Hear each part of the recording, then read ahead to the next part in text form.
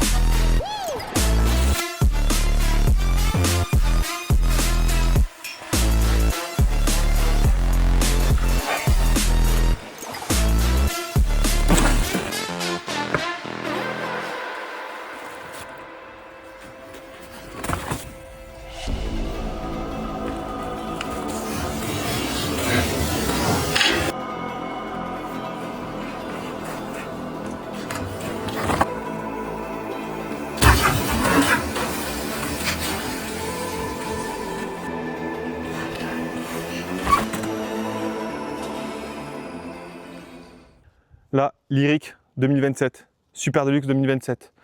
On a eu la chance de pouvoir les tester un petit peu avant. On a fait une session dans le sud à Gémenos. Petit clin d'œil à Authentique qui nous a accueillis sur leur terre. Top, merci pour l'accueil.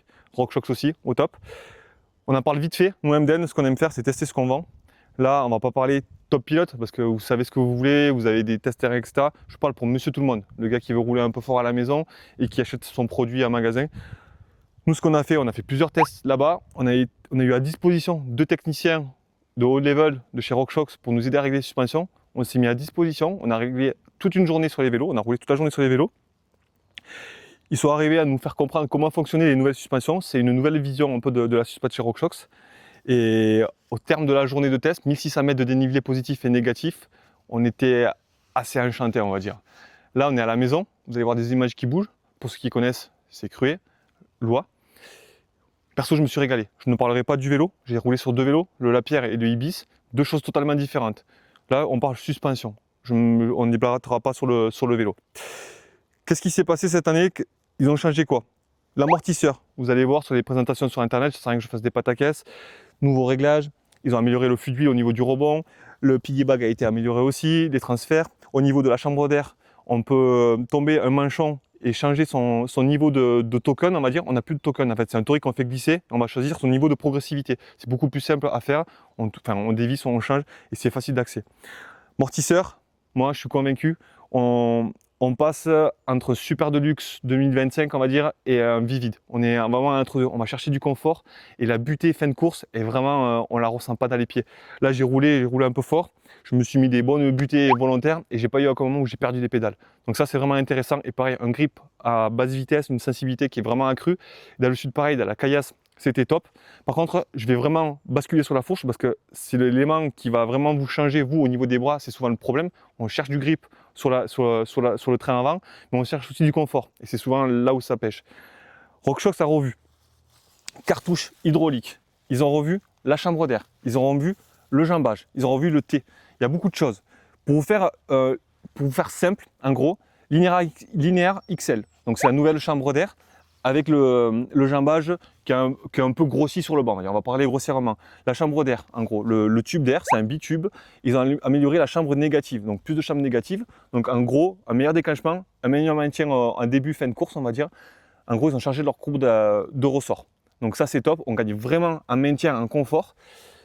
En dessous, le jambage linéaire XL, ce qu'on appelle, vous voyez de l'autre côté, il y a une petite boursouflure qui a été créée.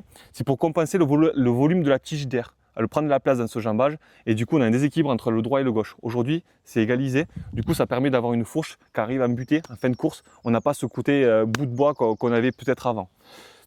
Autre chose, buter fin de course, En gros, c'est une butée faite via un bumper. On a une petite vis en bas, on vient serrer une vis, il y a un petit bumper, donc un petit caoutchouc qu'on vient précharger. Donc si on veut quelque chose de plus dur, on va freiner. Et si on veut quelque chose de plus on va dire, moins dur, on va le desserrer. En gros, ça fait une course, c'est un token en fait, mais qui est en bas. On n'a pas cette sensation de baramine en fait quand on arrive sur le haut du débattement des tokens actuels. On peut quand même jouer sur les tokens. La chambre hydraulique a été revue. C'est pas une amélioration par rapport à une 3.1, 3.2, c'est juste qu'ils ont adapté le setting hydraulique à la nouvelle chambre d'air. Ça, c'est important.